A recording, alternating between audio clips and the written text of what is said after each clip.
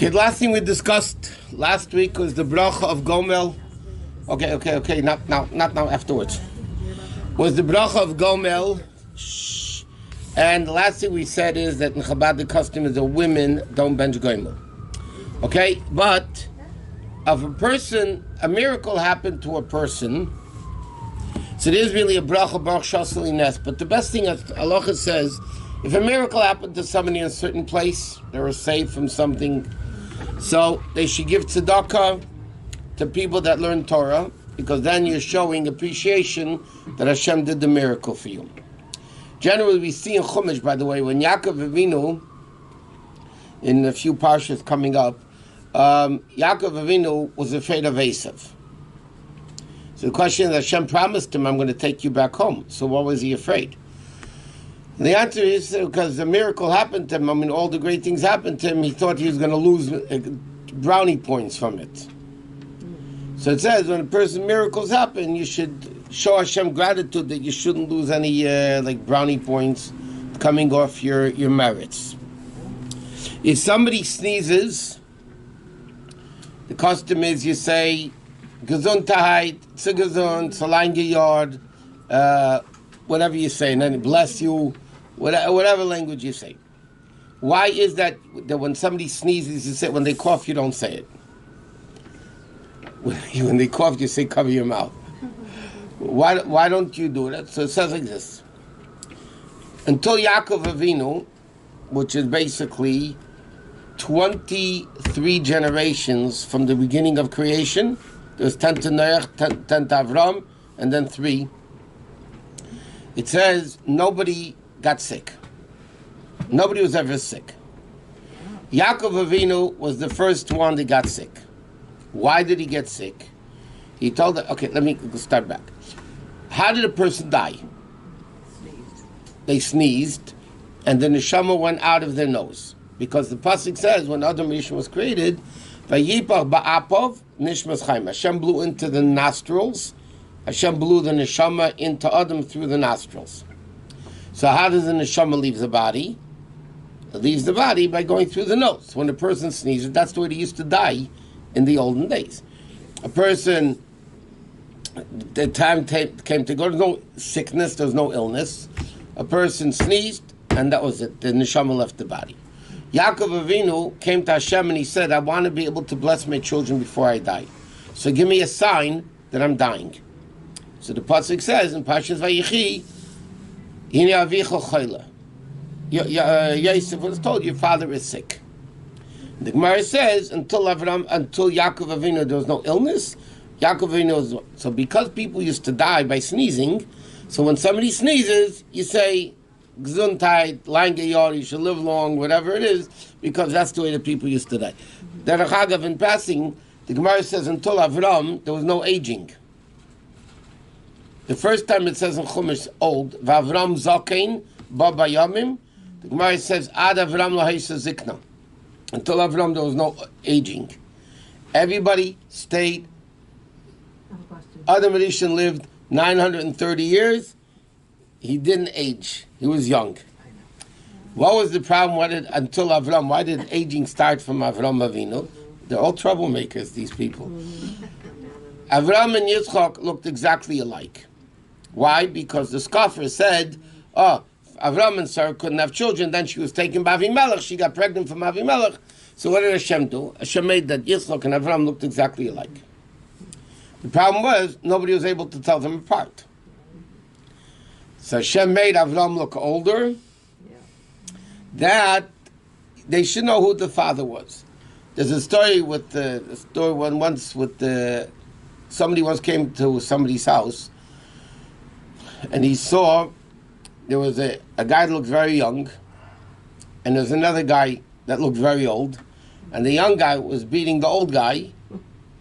Work harder, you lazy, good for nothing, go work harder. So the guy thought, he saw it was like a father and son.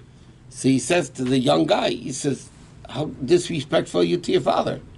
He said, what are you talking about? The young guy said, I'm the father, he's my son, and he's lazy. He said, how can you look like the reverse? So he told them a story, that one time the Baal Shem Tov came to a city, and he had the merit to clean the Baal Shem Tov's room, where the Baal Shem Tov stayed. And one time he came to clean the room, and he saw the Baal Shem Tov's slippers were on the floor. And he thought to himself, should I pick up the slippers and clean underneath it? Or maybe because the Baal Shem Tov put him there, he's not going to touch them. So the guy says, I decided the Baal Shem Tov put the slippers there, I am not going to touch it. So he cleaned around it, but he didn't touch the slippers. Baal Shem Tov came into the room and asked him, did you touch the slippers? He said, no. Baal Shem Tov said to him, you should live long like you are now. Oh, wow. So he stayed young, but he was really the father, and the old guy that looked old was the son. What was your question? Well, I want to know if there's a basis for, like, I remember when I brought my mom and dad would say Yiddish, that you sneezed on it. Like you, it's true. So. Em is genossen. I said it in a Polish Yiddish. But what, In Yiddish. is there any basis for that? Like It's an old Yiddish expression. I don't know what it means exactly. Okay. Now, halacha says like this: if you daven for something that's already destined, you're a fool. Okay, meaning like this. What he says over here, Mispal Masha'avad, it's Tefillah Shav, meaning like this. His wife is pregnant more than 40 days. Okay, she's 2 months pregnant, right? And he davens, it should be a boy. It's a waste of time because the gender is already set right then. Before 40 days, the gender of the baby is not determined yet. So then you could daven what the gender should be. But after, or guy says like this: there's a fire burning in the city, and he says, "Oh, it shouldn't be my house." It's too late already. So then it's called a prayer in vain. Okay? Lashav? Lashav, yeah. After 40 days, it says in Allah, you should daven, the baby will be healthy, whatever it is. The only time that changed, by the way, was with Dinah. Yaakov's daughter Dinah. Dinah was supposed to be a boy. Yeah. And And then Yaakov in daven, it should be a girl, because then Leah would have, then Rachel would only have one boy. And Leah wanted that Rachel should not have any less boys than the Bill and Zilpah had, than the maidservants had. Okay, next. Okay, about bar mitzvah, that father davens, okay, it's not relevant to women, even though when the boy becomes bar mitzvah, when the boy goes up to the Leah the first time, the father says, Baruch Shabtrani Me'ina Shalazeh, because now he's not responsible for it. But our custom is, because there's a whole argument on Allah if you say it or not, so our custom, Chabad, is we say Baruch Shabtrani Me'ina Shalazeh. We don't say Baruch Atah Hashem Elokeinu Malachim like other people do. But we say Baruch Shabtarani Me'ina Shalazeh without Hashem's name. On Shor Shalzeh? Huh? On Shor Shalzeh? Yeah, Me'ina Shalazeh from the, yeah. Okay, the next dim over here are, by the way, it's interesting, this is why he's talking about bar mitzvah. Is a bar mitzvah, there's meals that are called mitzvah meals. Sudas mitzvah. Bris Milah, redemption pinyan aben is called Sudas mitzvah. So the question is a bar mitzvah called Sudas mitzvah? So it's interesting. Allah says the following: if it's the day of his birthday, then it's a Sudas mitzvah. If it's not the day of the birthday, and people speak Torah at the dinner, then it becomes a Sudas mitzvah.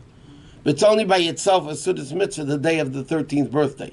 If you make a party or a meal, then it becomes Sudas mitzvah. But afterwards, if you say Torah, then it is a Sudas mitzvah, otherwise not. So that means you say Shamalos? Is that what? No, that's for benching when it says a table that doesn't have a Devar Torah on it. No, that people speak actually Divrei Torah. No. So when do you say Shamalos? Like at a wedding? Oh, no. When you say Shir Mali is when there's no Tachnun. So So does that mean a wedding? And A wedding, bar mitzvah, you say tachnun. And all the other ones also bris? Bris, you would say shir amalis. Pinyan ben, you would say al naras bavel, because pinyan ben is not you say tachnun on the day of a pinyan ben. Just on the day of a bris milah you don't, and so on and so forth. And bar mitzvah, we don't say shir amalot. A bar mitzvah? No, not according to our custom. It's not a day of no tachnun. Even the bar mitzvah boy himself says tachnun on the day of his bar mitzvah. Sheva brachos, because again, for 7 days there's no tachnun. When the chosin's in shuler, then there's no tachnun, so they're present, so that you don't say, then you say shir amalis. Okay, let's learn a little bit about technical business, not all the details of business. In case you didn't know, you're not allowed to cheat in business. But no, I'll tell you where this can apply to women also. There's a din that's called stealing. Okay? Okay? There's ono means tricking, cheating. There's ono in business, and there's ono in words. You can verbally abuse somebody with verbal abuse, as it's called in English, right? Verbal abuse is more damaging many times than physical abuse. But you're not allowed to hurt somebody with words. What does that mean? For instance, it said, and in fact, hurting somebody with words is worse than hurting somebody with money. Because if I cheat you in business, I can give back the money. But let's say I overcharge you, right? So then I can give back the money, I'm done. But you hurt somebody in words, you can never get it back. So you have to be more careful with Einos Dvarim. Okay, so he says like this. You're not allowed to hurt somebody in words, obviously like this. People are not careful in this today, but it's a din. Alter Rebbe brings this in Kitzur, but Alter Rebbe brings it down also in the last Chelek Shulchan Aruch. And that is, you're not allowed to walk into a store asking the storekeeper how much this thing is if you're planning not to buy it. Even in a big department store? Yeah, you're still the salesperson, whatever it is. Why? Because you're giving the impression that you're interested in buying it. So what you could do, what you could say, there's a lot of ways of just getting around it. You could say, I'm just curious, how much is this? So if you say, I'm curious, then you're not giving the impression you're planning to buy it. Or you could say, I'm shopping around. I'll give you an example. You go to a car dealer, want to buy a car. Yeah? Go to different car dealerships. And people do, they go shopping, right? So, online this wouldn't apply, by the way. Because, no. Who are you going to tell? You're right, what are you going to do? But I'm saying, let's say you walk into a car dealership and you want them to show you the car and give you a test drive, things like that, right? And you're not intending to buy it. That's called Gnevas Das. You're stealing the intent from the person. You're giving a false impression that you're interested in buying it when you're not even buying it. And you're not planning to buy it. But if you say, I'm shopping around, I'm going to different places, then it's clear, then you would be allowed to. But otherwise you wouldn't be allowed to. Or, for instance, somebody asks you, where can I buy something? Yeah? And the guy doesn't have it. You can't send him to a store where that store doesn't sell it. Just to be mean.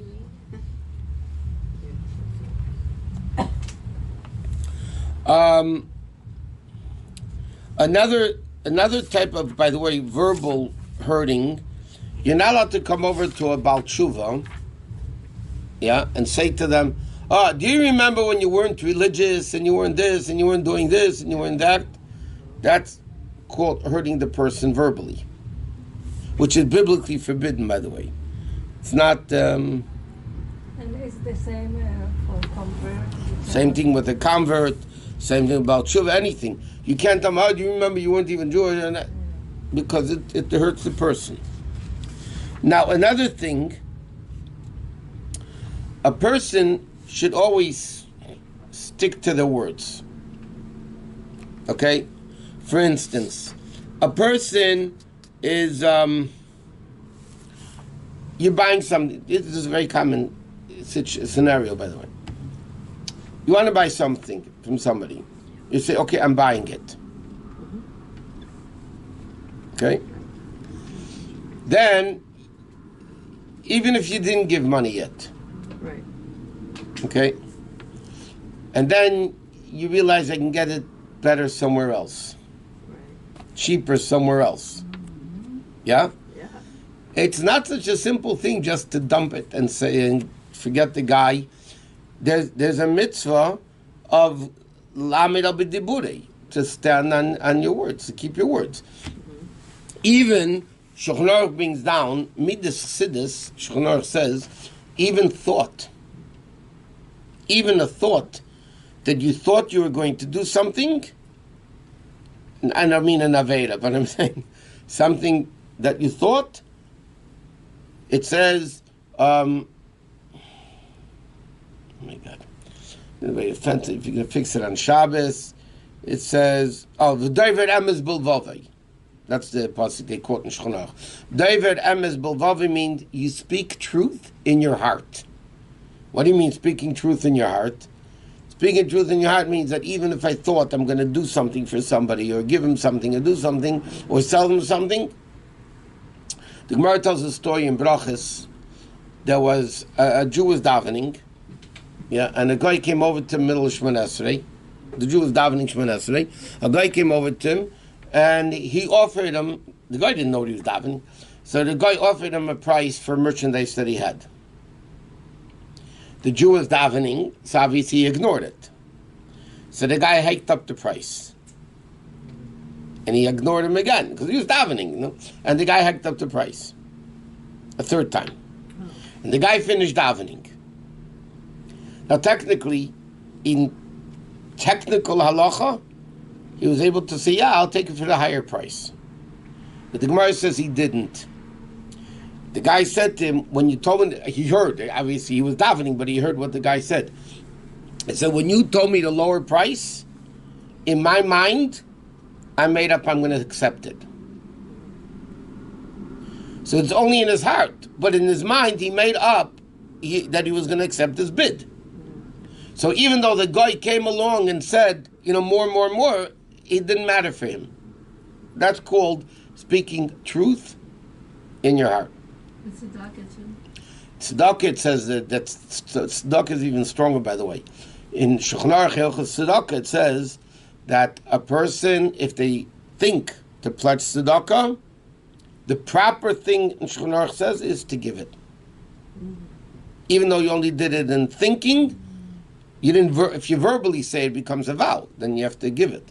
But if it's somebody, but you have a lot of times, coming back to this first issue, a person a lot of times goes into a store and he gets a deal on something. This happens very often. People call, by the way. They told somebody they're going to buy something at a certain price. Yeah, and then they found it cheaper. So the proper thing to do, halachically, is to go to the first guy. Right. Sometimes what you could do, which is halachically correct to do, you go back to the first guy that gave you the higher price and say, listen, I found it cheaper somewhere else, can you match it? That's what I would do. And many times they will. Okay, many times they will. The truth is, stores have a thing where they price Match price, yeah. When you find it cheaper, they'll say, and you bought it already, they'll say, we'll price match whatever. While we're talking to women, I'm talking to shopping dinner. Okay? Many stores, we're not naming stores, we're not advertising any stores now. Some stores have a remarkable return policy. I know. Yes. You can use it for 10 years, I know. Yeah. okay? They're stopping it, by the way. Yeah, You're they don't stopping do it. it. I mean, a lot of stores are, okay. Yeah, they don't do, Use it for 10 years, bring it back. and then you bring it back, and they refund you completely. Is that allowed? No. If this Is it is their cheating? policy, this is Huh? their policy. I'm not saying 10 years, but after a year, a vacuum cleaner breaks, yeah. Well, that's a warranty situation. Today, by the way, every appliance is made to last a year. If you're talking about stoves, ovens, refrigerators, they're made to last 3 years, 4 years. Yeah. You know how long appliance is made to last? Probably 5 The years. day after the warranty is up. Yeah. I'm not joking. They'll tell you What that. happened to the old washing machines and all the... They used to last 30 years. 30 years I had Yeah. a dryer. Okay, let's not talk about that. 30 years. Such a good one. No, today it doesn't work like that. But the bottom line is, if you don't lie, you can't lie and say, okay, you can't come along and take something that you buy in the store and throw it on the floor and break it, and come to the store and says, it just doesn't work. Right. That's lying Totally. and cheating. Yeah. Okay, that's cheating in business. But if you come and just say, it's not working, I would like to return it, and they don't ask you questions, and they give you the return, so halachically, they have the right to do that, and they're doing it. So that's not a problem. You can't lie. Right. You're not allowed to say there's something which is not true. But, if the store has such a policy, if the store doesn't have such a policy and you return it and you lie, you wore the shoes, and then for a wedding, it happens, I'm telling you. I get... Okay, tell you, people buy shoes for a wedding, and then they wear it for the wedding, and they don't need them anymore, so they give them back. And they say it doesn't fit. See, that's a lie. You can't lie. If you just say, I would like to return them, and they don't ask you any questions, did you wear them or not, and you just give it back and they accept it, fine. But you can't lie in business. And there's another interesting din. There's a din, you're not allowed to steal from a guy. Believe it or not, you're not allowed to, biblically, it's forbidden to steal from anybody. Jew, non-Jew. One thing. You're not allowed to, believe it or not, it's hard to believe, but you're not allowed to steal the Torah biblically from anybody. But there's a difference, for instance, if a non-Jew makes a mistake versus a Jew making a mistake. Okay? Let's say you go into a store and buy something, and you give them a bill, and they give you back more change than they should have. You're not stealing anything. Okay, now, Shulchan says if you want to sanctify Kiddush Hashem, you want to, make a good, you should say you give it back. But what happens if there's something, the price before the scanners, okay, now it's harder because of the scanners, but let's say something was $18.25, but they only punched in $8.25. Huh? You have to tell them. You did it wrong. So the din is like this. If it's a Jew, because your brother, you have a halachic obligation to tell him. Because they made a mistake, obviously, but Torah from a Jew is forbidden. If a non-Jew makes the mistake, it says in Shulchan Aruch, if you say to them, so this is $8.25, and they say yeah, so then you don't have to tell them that it says $18.25. Okay. Or, if you don't lie, because again, lying is forbidden. Let's say they have a sales rack. I'm talking Vibish things now. Yeah, you have a sales rack. Yeah? And the things on the rack are on sale at a certain price. Yeah? Mm-hmm. And you find something on the rack. Right. How did it get to that rack? Somebody, not you. Yeah, somebody else. You didn't take from an expensive rack and put it on the sales rack and say, okay, it's sales rack. Mm-hmm. It's on the sales rack. Yeah. Yeah? And the person asks you, the clerk asks you, where did you get that from? And you tell them the truth. They got it from that rack. And they give it to you at the sale price. Then I'll be then, you don't have to tell them. Because you're not taking money from them. They're giving it to you for that price. It's for a non-Jew. It's like they... Non-Jew. For a Jew, you would have to. If you know for sure that it wasn't a sale item, you know what I mean? Then halachically, if it's a Jew, you have to tell it to So them.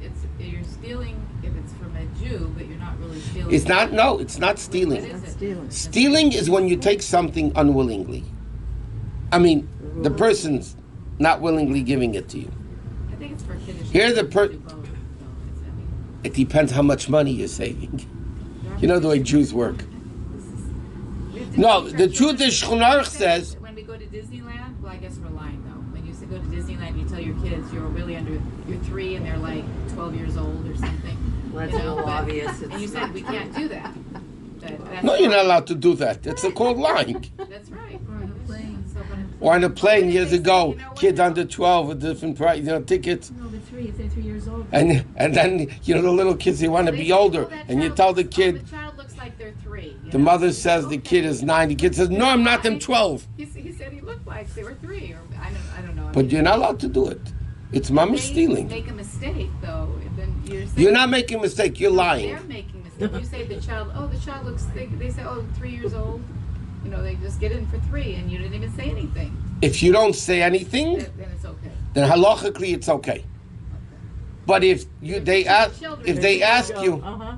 huh? You're still teaching your children even when you see this price that's like you say, oh honey, we got a dress for $18.25, and then they go up there and they say $8.25, and your kid sees like, oh well, mom. So that's another story of It's chinuch. really like you're not. So you're talking about different issues. You're talking about making a kiddush Hashem.